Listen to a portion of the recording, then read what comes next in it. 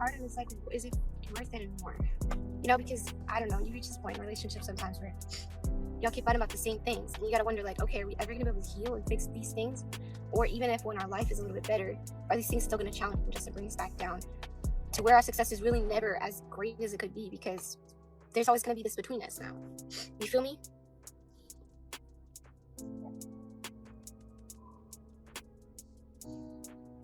It's not even like we're like fighting. It's just that I have a lot of anxiety. I've already dealt with anxiety for a long time prior to when we got together, and I told him I have a lot of trust issues too because of some of the crap my ex put me through.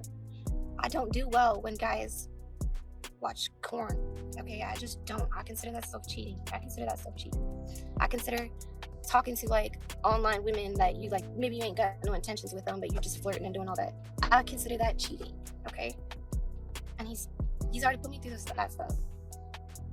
So yeah, I get anxious and I have anxiety when sometimes he'd be out DoorDashing or whatever, and it's like an hour or two since he's responded to me.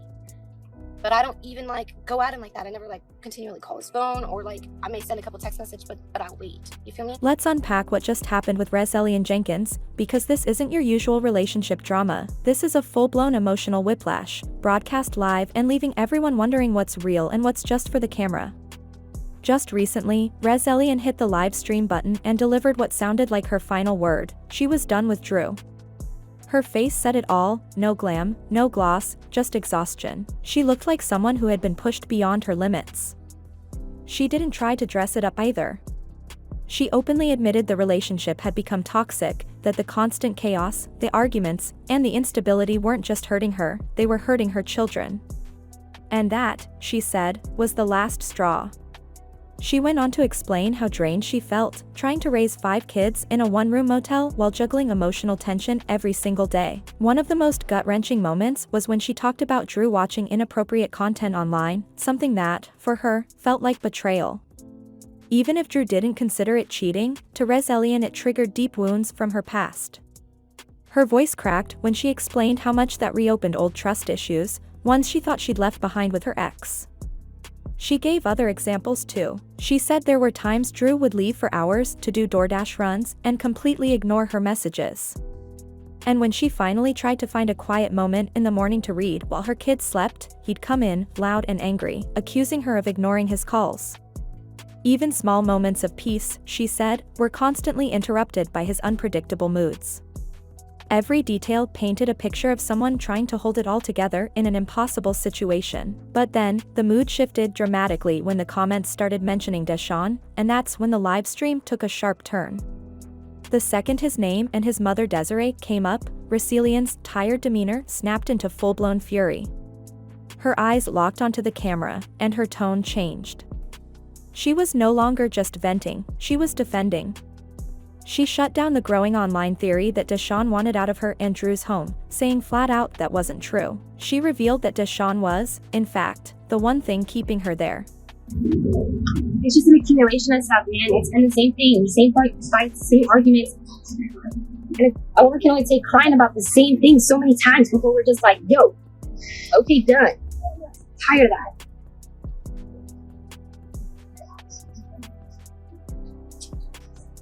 And I never understand. To me, I'm constantly being like, you can point out what I need to better in myself. I want to better myself. I want to be the best mom I could possibly be for these kids. I don't even care if the kids call me out. I'm being like, I didn't appreciate it when you did this.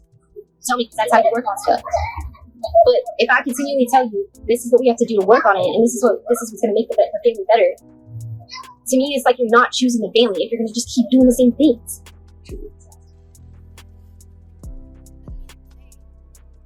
Okay, I gotta switch up my route or whatever. I'm gonna call her and let her know because he doesn't want to give me more anxiety that he's switching up his route. Which I don't even understand why he thinks I was gonna come at him in the first place. But instead of like understanding that my phone's being used, he calls me back to back of like 8-9 times and then comes home all upset with me, like, why aren't you answering your phone? I was trying to let you know that my route was changing so you didn't get anxious. I'm like, you don't think this is gonna make me anxious too? Coming at me like this? Like, I'm just here trying to start my morning correct. Just start my morning reading a book, because I don't ever freaking get a chance to just, especially in the motel, every time I fucking sneeze incorrect, the kids are awake. Like, I cannot get up in the morning early enough or do anything that doesn't wake up the kids. So there's no like starting my morning for myself. The most I could do this morning was 2 of my kids were already up. And I was like, I'm gonna start reading a book, maybe try to take a shower before the rest of them are up. Meanwhile, energy just gets thrown off of me and I'm just completely freaking thrown.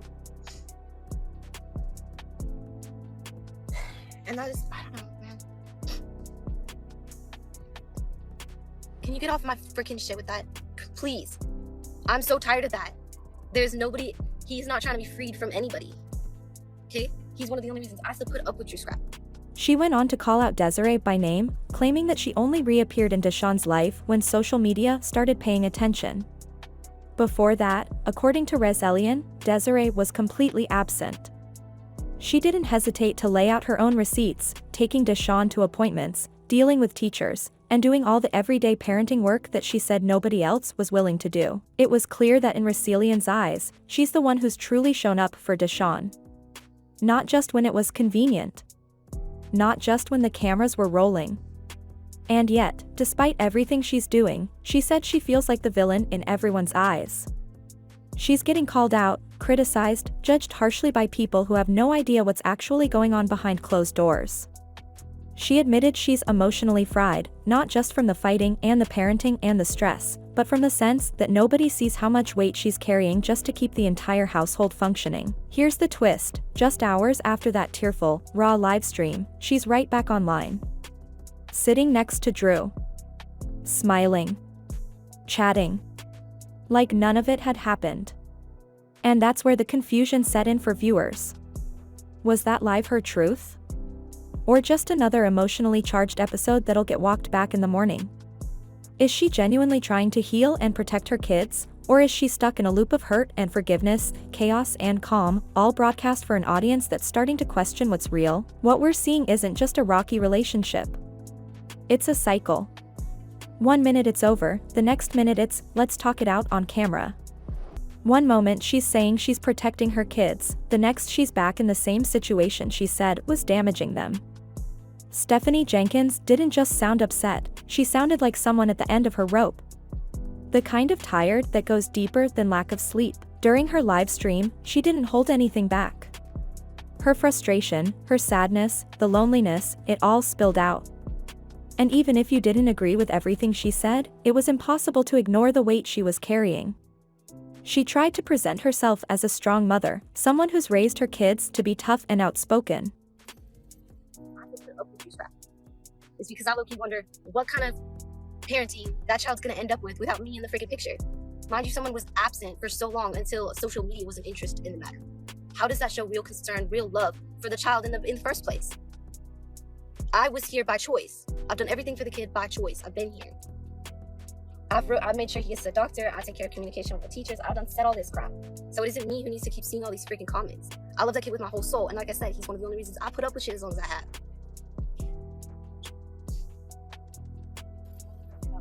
I've been here. I'm not listening to all of your small-minded opinions. Anybody who hasn't been supportive through this and hasn't just had an understanding, like, I could care less. You think I need that energy right now? You really think I do? Get out of here with it. I'm here to talk to the girlfriends that are here like, girl, we got you.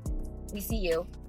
And we're gonna still be there for you when you figure it out. Like, because that's how I am as a friend. That's how I would be.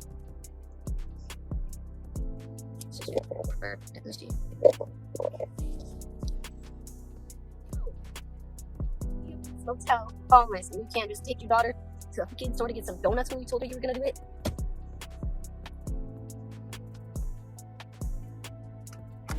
Yeah, I let her know, like, girl, you really don't think that we're just, I'm gonna take you, baby girl, I got your back. If you have an issue with how I just laid facts out to my daughter of like, hey, we got this, okay, cool. Raise your pillow soft, children. My kids are being raised with some tough skin.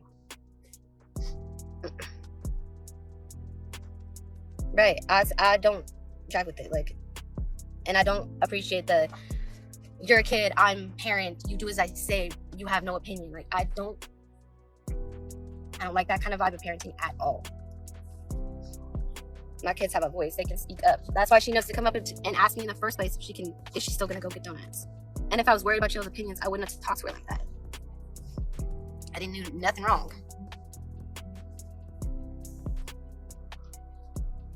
Big petty energy is definitely. People like to talk, and I'm sure they've already made their videos since it's been, I don't know, 2 hours since I made up, whatever. Currently, I just keep playing that Flowers song with Miley Cyrus in my head over and over, yo. Because I could really do it all by myself. I really could. You know, what you want, bro? You want the keys? Go, bro. 1 second. Oh, God. And I could give a freak what you trolls have to say with your opinions of this, that's how, and how, and all this. You could have done better months ago. You think I wasn't prepared for that? That's part of like the mental preparation going into this, was that like I could open up, or I could just keep it to myself and go through this silently. But I've got a bigger backbone than you'll give me credit for, so I'm not too worried about your opinions on the matter. Really not. I'm more worried about what's next. What is next? Because I have 4 kids to think about in this situation. 5, because I don't know what it means for the 5th one when I'm out of the picture. But the 4 that are came out of my body are the ones I need to worry about in this situation. She said they're allowed to speak their minds at home, that she doesn't run the household like a dictatorship. But while she was saying she doesn't involve her kids in adult matters, it was hard not to notice she was doing exactly that in real time. She shared an example that, on the surface, seemed small, Drew not taking their daughter to the store to get donuts. But to Stephanie, that moment meant more than just a missed errand. To her, it was another reminder that she's always left to do it all, picking up the pieces when no one else does. Then she brought up how a jumper she ordered for her daughter never showed up, and how even that became one more thing adding to the pile of letdowns. The little things were starting to feel huge. She explained how the constant buildup of small frustrations, on top of emotional exhaustion, was drowning her. She said she was trying to be real with people, not just show the version of her life people assume from watching a few clips online. She wanted them to see everything, the cracks, the hurt, the pressure. She even spoke about her sister, wishing they could escape their toxic situations together and start fresh. But Stephanie admitted that wasn't a real option. If she left Drew, she'd be completely alone. No one to run to. No one to lean on. Her mom. Not in the picture. Her sister. Barely speaking. And that's when things took a heartbreaking turn. She said she wasn't in a domestic violence situation and that if she wanted to leave, she would. But then she paused. You could hear the hesitation, the fear, the confusion. She said she didn't even know what she was still holding on to. The truth was, even she didn't have an answer. Later that same day, she went live again, this time on TikTok. If the first stream was raw, this one was even more exposed. Her voice was shaky. She opened up about how she'd been playing Miley Cyrus's Flowers on repeat, feeling every lyric. It was a song about taking your power back, about surviving heartbreak, and Stephanie said it felt like it was written for her. But she was quick to tell her followers not to hit her with, "I told you so," messages. In her words, she'd been preparing herself mentally for this moment for a long time. That's when she really let it all out. She admitted she had no idea what came next. No vehicle, barely any money. She had just enough left to pay the motel through Friday, but after that, things got blurry. She hadn't eaten all day. She needed to make milk for the baby but couldn't bring herself to get up. She said she cried, not just from sadness, but from feeling stuck. Like the walls were closing in and there was no way out. She said she didn't have anyone. Couldn't call her mom. Didn't speak to her sister, and even if she did, she wouldn't ask for help. She brought up her dream of starting over in a city she always wanted to move to, but then she quickly shut that down too. She said it would be selfish. Because everything, every decision, always circled back to her kids. What would it mean for them? Could she really do it alone? And that's when the most vulnerable truth slipped out. She said again that she wasn't in an abusive relationship, yet admitted that she still felt trapped, not by bruises or physical harm, but by fear. By pressure. By the burden of trying to keep everyone afloat when she's the one drowning. In her emotional live earlier that day, she laid it all bare. She looked into the camera, visibly shaking, holding back tears as she admitted something raw. If she left Drew, she'd be completely alone. No family to turn to. No support system. Just her kids, and God. It was one of those moments that felt too honest for the internet. You could see the weight of everything pressing down on her.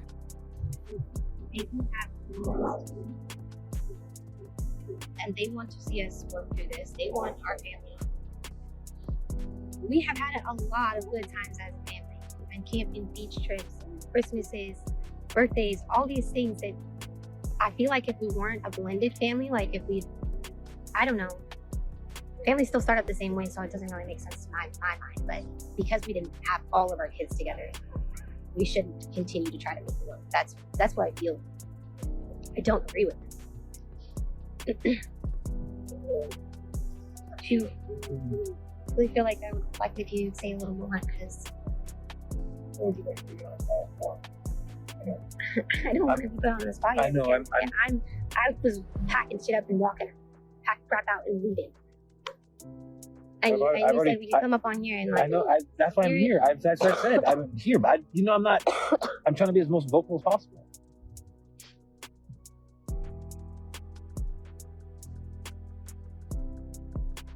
I never should have not had support back before it turned into what matters when your ex popped up. Like, I wish you would have said something then, because now we have to speak up again, create on stuff. God, I wish you could. And that's another thing that makes me just up. And I don't know what you have to say about it. About me supporting you more? Yeah. I told you already. Inside. With Addie. Right, so then see it. And I'm gonna work on being more supportive. But then, plot twist, just hours later, Stephanie was back online, this time side by side with Drew on TikTok like nothing had happened. They weren't yelling. They weren't even arguing. They were talking. Smiling in that tense, forced way that doesn't really mean happy, just trying to keep the peace. The shift felt jarring. People watching were confused. Was this reconciliation? A show of unity? Or just another episode in their public saga? Stephanie took the lead, talking about their happier moments as a family, trips they'd taken, memories they'd made, little things that made her want to believe it could still work. And Drew? He nodded along, said he wanted to do better, that he realized just how much Stephanie had been carrying. He promised to be more present, more helpful. But things weren't that simple. Stephanie didn't forget the things that hurt her. She brought up how he stayed silent when his exes came back around online, stirring up drama. That silence, she said, cut deep. It made her feel like she was standing alone while their relationship was under attack. And then came the part that left people stunned. Their daughter, Audie, had been pulled into the mess, not just witnessing it from the sidelines, actually involved in their private talks. Stephanie openly admitted that Audie had been part of conversations between her and Drew. That she was present during emotionally heavy discussions. That she'd been exposed to things no child should have to process. It sounded like Audie wasn't just a kid in the background, she was being treated almost like a mediator. That revelation hit hard. Because there's venting near your kids, and then there's involving them. Letting them watch emotional breakdowns, asking them to weigh in. Letting them feel responsible for what happens between their parents. That's not just a parenting misstep, it's emotional weight no child should ever carry. And yet, Stephanie kept insisting things weren't as bad as they seemed. That they were just two people trying to figure things out like any other couple. She tried to normalize it, said every family goes through hard times, that their love just looks a little different. But in the same breath, she admitted they were airing their struggles in real time on TikTok, with strangers watching and their children in the background. Most people don't live stream their lowest moments. Most don't let their kids become part of the emotional fallout, especially not on camera, and yet, Stephanie and Drew did.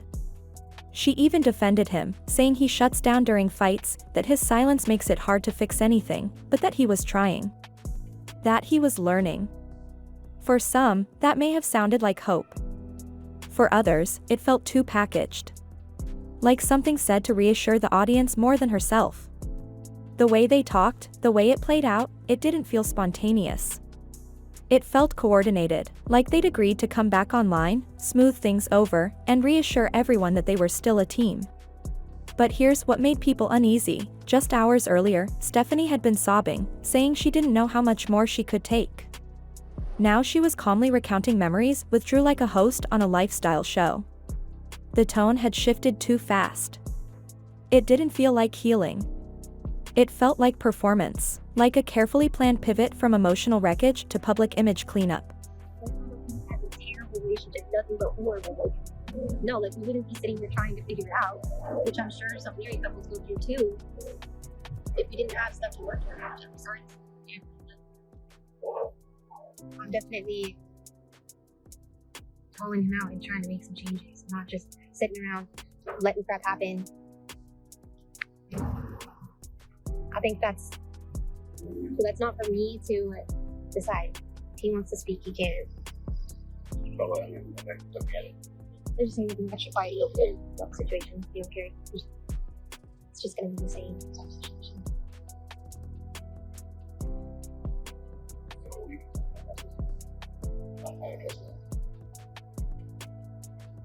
Because every time we argue, he just like mentally shuts down. Gets super fucking depressed. Oh, I said it. Super depressed. And like, it's hard to talk to him at all.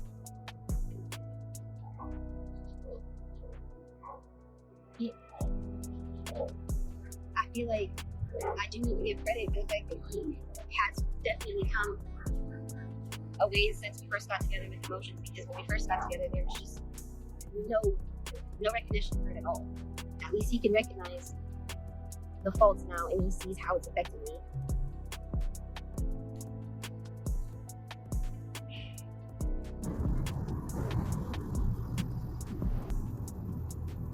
So comments are so fast.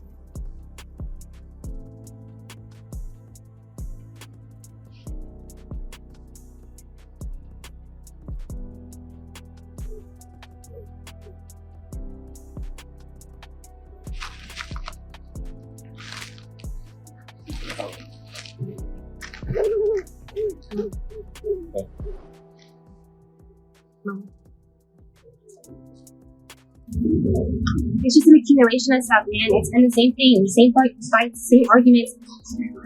And a woman can only take crying about the same thing so many times before we're just like, yo, okay, done. Tired of that.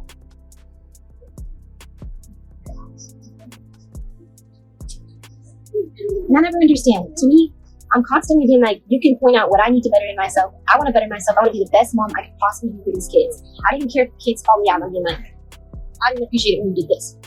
Tell me, because that's how you work on stuff. But if I continually tell you, this is what we have to do to work on it, and this is what's going to make the family better, to me, it's like you're not choosing the family if you're going to just keep doing the same things. And behind it all, their children, still present. Still caught in the middle. Still being exposed to adult conflicts no child should have to interpret or endure. That's the part that lingers. Because at the end of the day, the question isn't just whether Stephanie and Drew can make it work, it's what all this public chaos is doing to the people too young to understand what's happening, but old enough to feel every impact. Eventually, the conversation found its way back to Deshawn, and that's when things got really telling. Stephanie revealed something heavy. If she ever decided to leave Drew, he wouldn't even try to fight for Deshawn. She claimed he had admitted as much himself, saying he couldn't handle raising the boy on his own. That moment hit hard for a lot of people watching. It was like a switch flipped. Suddenly it became clear that Stephanie wasn't just part of Deshawn's life, she was the one standing in front of the door, deciding who gets access and who doesn't. She says she's doing it out of love. That staying is the only way she can make sure Deshawn is safe, cared for, and not left alone with someone she doesn't fully trust to step up. But at the same time, she's constantly talking about how burnout she is. She's stretched thin, running on fumes, and emotionally worn down. So it begs the question, if she's truly at the end of her rope, then why hold on to Deshawn in a home that's clearly struggling to stay stable? Why not consider giving him a chance at calm and consistency, even if that means letting him go to his biological mother? It's hard not to notice the contradiction. She claims to be doing what's best for him, but it's beginning to feel like Deshawn is being kept in the middle of an emotional tug-of-war, one rooted in past trauma, not current reality. Then there's Drew, who gave his own reasoning for not having a job, and it didn't exactly earn sympathy. He flat out said he doesn't like being told what to do. That customer service annoys him, that he doesn't want to deal with rude people. That's it. He's not disabled, he's not unable, he just doesn't want to.